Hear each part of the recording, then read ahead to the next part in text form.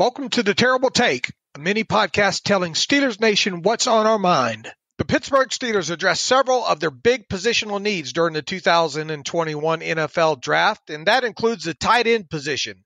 Not surprisingly, the Steelers selected former Penn State tight end Pat Freiermuth in the second round of the draft with the 55th overall pick of the entire event. With Freiermuth now on board, the Steelers at least have an all-around tight end that should help cover the loss of veteran tight end Vance McDonald to retirement earlier in the offseason, and then some. While the addition of a tight end such as Freiermuth during the draft was definitely needed, one still must wonder if the Steelers could still benefit greatly from adding yet another experienced all-around tight end to their offseason roster on the cheap in the coming weeks. Somebody such as, the currently unsigned Jesse James.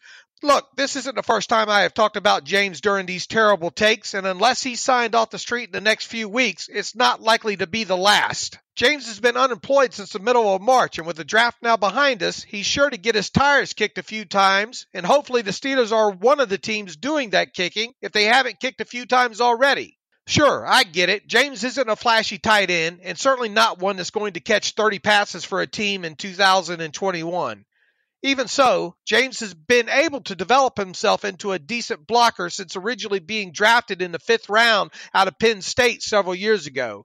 James has always been a compliment tight end since entering the NFL, and with Freiermuth likely needing time to develop some in his 2021 rookie season, having James right next to him in the Steelers' locker room doing just that would be beneficial. James could easily log 250 snaps in 2021 if signed, and even more should an injury strike the tight end position group.